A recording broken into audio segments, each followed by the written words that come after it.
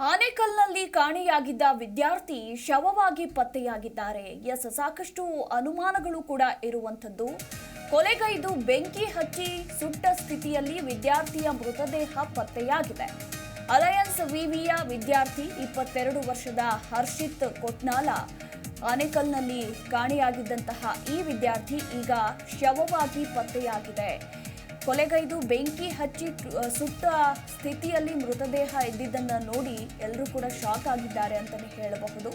ತೆಲಗರಹಳ್ಳಿ ಸಮೀಪ ನೀಲಗಿರಿ ತೋಪಿನಲ್ಲಿ ಮೃತದೇಹ ಪತ್ತೆಯಾಗಿರೋದು.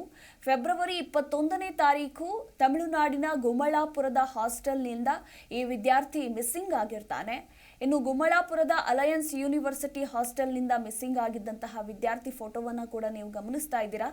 ತಮಿಳುನಾಡಿನ ತಳಿ ಪೊಲೀಸ್ ಠಾಣೆಯಲ್ಲಿ ಮಿಸ್ಸಿಂಗ್ ದೂರು ಕೂಡ ದಾಖಲಾಗಿರುತ್ತೆ. ಆದರೆ ನೀಲಗಿರಿ ತೋಪಿನ ಬಳಿ ಈ ವಿದ್ಯಾರ್ಥಿ ಶವವನ್ನ ಕಂಡಿದ್ದಾರೆ ಸ್ಥಳೀಯರು ಕೂಡಲೇ ಪೊಲೀಸರಿಗೆ ಮಾಹಿತಿ ಕೊಡ್ತಾರೆ. ಸ್ಥಳಕ್ಕೆ ಆನೇಕಲ್ ಪೊಲೀಸರು ಭೇಟಿ ಕೊಟ್ಟು ಪರಿಶೀಲನೆ ನಡೆಸಿದ್ದಾರೆ. ಇನ್ನು ಸ್ಥಳದಲ್ಲಿ ದೊರೆತಂತಹ ದಾಖಲೆಗಳ ಆಧಾರದ ಮೇಲೆ ಇದು ಏನು ಕಾಣೆಯಾಗಿದ್ದಂತಹ ವಿದ್ಯಾರ್ಥಿ ಹರ್ಷಿತ್ ಅಂತಾನೆ ಗುರುತು ಹಿಡಿಯಲಾಗಿದೆ. ಸೊ ಹೀಗಾಗಿ ವಿದ್ಯಾರ್ಥಿಯನ್ನ ಕೊಲೆ ಮಾಡಿದ್ದು ಯಾರು, ಅದು ಕೂಡ ಬೆಂಕಿ ಹಚ್ಚಿ ಸುಟ್ಟಿದ್ದಾರೆ ಅಂತಂದ್ರೆ ಅಷ್ಟೊಂದು ವೈಷಮ್ಯ ಯಾರಿಗಿತ್ತು ಏನು ಅನ್ನೋದರ ಕುರಿತಾಗಿ ಸಾಕಷ್ಟು ಅನುಮಾನಗಳು ಕೂಡ ಇರುವಂಥದ್ದು. ಸದ್ಯ ಪೊಲೀಸರು ತನಿಖೆಯನ್ನ ಮುಂದುವರೆಸಿದ್ದಾರೆ. ಸೊ ಈ ಕೃತ್ಯವನ್ನ ಎಸಗಿದಂತಹ ಪಾಪಿಗಳು ಯಾರು ಏನು ಎತ್ತ ಅನ್ನೋದರ ಕುರಿತಾಗಿ ತನಿಖೆ ಕೂಡ ಮುಂದುವರೆದಿದೆ. 22 ವರ್ಷದ ಹರ್ಷಿತ್ ಈಗ ಬೆಂಕಿ ಹಚ್ಚಿ ಸುಟ್ಟ ಸ್ಥಿತಿಯಲ್ಲಿ ಪತ್ತೆಯಾಗಿದ್ದಾನೆ.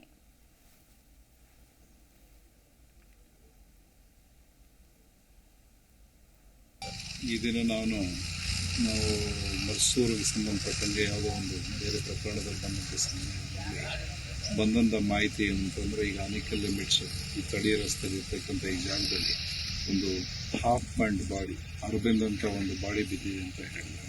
ಕೂಡಲೇ ಬಂದು ನಾನು ನಮ್ಮ ಇನ್ಸ್ಪೆಕ್ಟ್ರು ಆನೇಕಲ್ ಇನ್ಸ್ಪೆಕ್ಟರ್ ತಿಪ್ಪೇಸ್ವಾಮಿ ಅವರು ನಾವು ಕೂಡಲೇ ಬಂದು ನೋಡಿದಂಥ ಸಂದರ್ಭದಲ್ಲಿ ಅದು ಪೂರ್ತಿ ಆಲ್ಮೋಸ್ಟ್ 60 to 70% ಬಾಡಿ ಬರ್ನ್ ಆಗಿದೆ. ಏಜ್ ಅರೌಂಡ್ 24 to 25 ಇಯರ್ಸ್ ಅಂತ ತಿಳಿದು ಬರ್ತದೆ. ಸ್ಥಳದಲ್ಲಿ ಕೆಲವು ಸಾಕ್ಷ್ಯಾಧಾರಗಳು ಸಿಕ್ಕಿದೆ, ಮೊಬೈಲು, ಚಪ್ಪಲ್ಸು ಈ ಕೆಲಸ ಸಿಕ್ಕಿದೆ.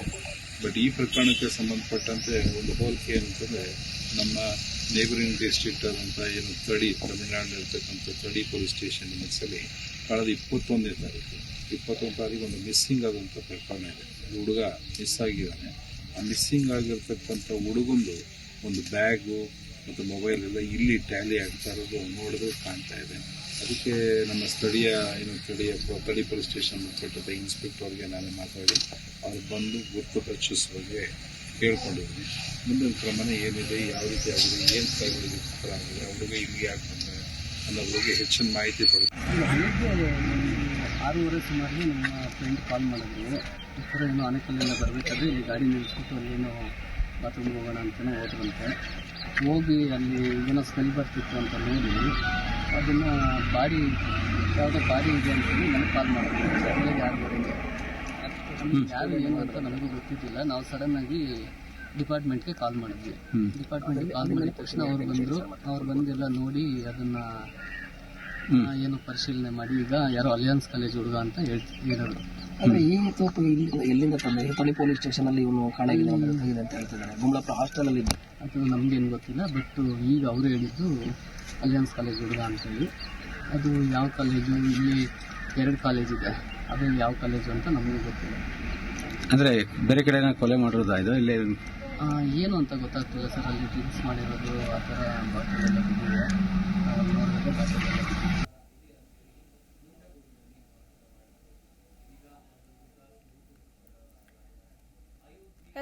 ಈ ಬಗ್ಗೆ ಮತ್ತಷ್ಟು ಮಾಹಿತಿ ಕೊಡ್ತಾರೆ ನಮ್ಮ ಪ್ರತಿನಿಧಿ ಮೂರ್ತಿ.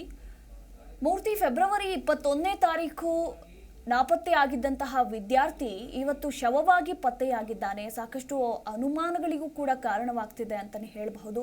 ವಿದ್ಯಾರ್ಥಿಯನ್ನ ಕೊಲೆ ಮಾಡುವಂತಹ ದ್ವೇಷ ಯಾರಿಗಾದ್ರೂ ಇತ್ತು, ಅದು ಸುಟ್ಟಾಕಿದ್ದಾರೆ ಅಂತ ಕೂಡ ಹೇಳಲಾಗ್ತಾ ಇದೆ. ಈ ಬಗ್ಗೆ ಪೊಲೀಸರು ಏನು ಹೇಳಿದ್ರು, ಈ ಬಗ್ಗೆ ಹೆಚ್ಚಿನ ಡೀಟೇಲ್ಸ್. ಖಂಡಿತ ಮಧು, ಕಳೆದ 21ನೇ ತಾರೀಕು ಒಂದು ಗುಮ್ಲಾಪುರದ ಬಳಿ ಇರ್ತಕ್ಕಂತ ಅಲಯನ್ಸ್ ಯೂನಿವರ್ಸಿಟಿ ಹಾಸ್ಟೆಲ್ ನಿಂದ ಅಲಯನ್ಸ್ ಯೂನಿವರ್ಸಿಟಿಗೆ ಬರ್ತಾ ಇರ್ತಕ್ಕಂತ ಹರ್ಷಿತ್ ಕೊಟ್ನಾಳ್ ಏನಿದಾನೆ, ಈ ಒಂದು ವಿದ್ಯಾರ್ಥಿ ಈತ ಬರೋದು ಹಾಸ್ಟೆಲ್ ನಿಂದ ಬರೋದೆಲ್ಲ CCTV ಕೂಡ ಸೆರೆಯಾಗಿರುತ್ತೆ. ಹೀಗಾಗಿ ಕಳೆದ 21ನೇ ತಾರೀಕು ಕೂಡ ಮಿಸ್ ಆಗಿರೋ ಕಂಪ್ಲೇಂಟ್ ಗುಮ್ಲಾಪುರದ ಬಳಿ ತಳಿ ಪೊಲೀಸ್ ಸ್ಟೇಷನ್ ಅಲ್ಲಿ ಆ ಪ್ರಕರಣ ದಾಖಲಾಗಿರುತ್ತೆ. ಆದ್ರೆ ಇವತ್ತು ಒಂದು ನೀಲಗಿರಿ ತೋಪಿನಲ್ಲಿ ಶವವಾಗಿ ಅದು ಸುಟ್ಟು ಕರಕಲಾದ ಸ್ಥಿತಿಯಲ್ಲಿ ಶವವಾಗಿ ಪತ್ತೆಯಾಗಿರ್ತಕ್ಕಂಥದ್ದು. ಹೀಗಾಗಿ ಇದ್ರ ಬಗ್ಗೆ ಹಲವು ಅನುಮಾನಗಳನ್ನು ಕೂಡ ಮೂಡಿದ್ದು ಪೊಲೀಸರು ಕೂಡ ಹಲವು ಆಯಾಮಗಳಲ್ಲಿ ಕೂಡ ತನಿಖೆಯನ್ನ ಮಾಡ್ತಾ ಇದ್ದಾರೆ ಅಂತ ಹೇಳ್ಬೋದು. ಒಟ್ಟಾರೆಯಾಗಿ ಆನೇಕಲ್ನಲ್ಲಿ ಕಳೆದ 2 ದಿನಗಳಿಂದ ಅಂದ್ರೆ ನಿನ್ನೆಯಿಂದನೂ ಕೂಡ ಒಂದ್ ರೀತಿ ಸೂಚಕ ಛಾಯಾ ವಾತಾವರಣನೇ ಸೃಷ್ಟಿಯಾಗಿದೆ ಅಂತ ಹೇಳ್ಬೋದು. ಯಾಕಂತಂದ್ರೆ ನಿನ್ನೆ ಕೂಡ ಒಂದು ಮಂಜು ಅಲಿಯಾಸ್ ಮೆಟ್ಲು ಮಂಜ ಅನ್ನೋ ಕೊಲೆ ಕೂಡ ಆಗಿತ್ತು. ಮತ್ತೆ ಇವತ್ತು ಬೆಳಿಗ್ಗೆನೂ ಕೂಡ ಮೈಸಂದ್ರದಲ್ಲಿ ಕೂಡ ವಿಜಯ್ ಕುಮಾರ್ ಅನ್ನೋ ಕೂಡ ಕೊಲೆ ಆಗಿತ್ತು. ಮತ್ತೆ ಅದಾದ ಅರ್ಧ ಗಂಟೆನೇ ಈ ಶವ ಕೂಡ ಪತ್ತೆಯಾಗಿರ್ತಕ್ಕಂಥದ್ದು. ಹೀಗಾಗಿ ಪೊಲೀಸರಿಗೆ ಇದೊಂದು ಆನೇಕಲ್ನ ವಿಚಾರವಾಗಿ ಒಂದ್ ರೀತಿ ತಲೆನೋವಾಗಿನೇ ಪರಿಣಮಿಸಿದೆ ಅಂತಾನೆ ಹೇಳ್ಬೋದು. ಹೀಗಾಗಿ ಸ್ಥಳಕ್ಕೆ ಭೇಟಿ ಕೊಟ್ಟಂತಹ ASP ಆದಂತ ಪುರುಷೋತ್ತಮ ಅವರು ಕೂಡ ಸ್ಥಳಕ್ಕೆ ಭೇಟಿ ನೀಡಿ ಎಲ್ಲ ಪರಿಶೀಲನೆ ನಡೆಸಿ ಪ್ರಕರಣವನ್ನು ಕೂಡ ದಾಖಲಿಸಿಕೊಂಡು ಒಂದ್ ರೀತಿ ಹಲವು ಆಯಾಮಗಳಲ್ಲಿ ಕೂಡ ಒಂದು ತನಿಖೆಯನ್ನ ಮಾಡ್ತಾ ಇರ್ತಕ್ಕಂಥದ್ದು. ಮಧು. ಎಸ್, ಥ್ಯಾಂಕ್ ಯು ಮೂರ್ತಿ ನಿಮ್ಮೆಲ್ಲ ಮಾಹಿತಿಗಾಗಿ.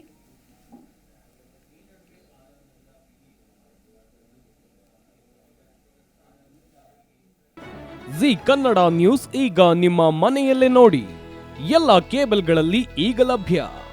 ಸನ್ Direct 292, Jio TV 1334, U digital 162, city cable 51, GTPL 17, Abhishek cables 821, Rockline telecommunication 51, Shri Basaveshwara number 60, Vinayaka digital number 53, in digital number 896ರಲ್ಲಿ.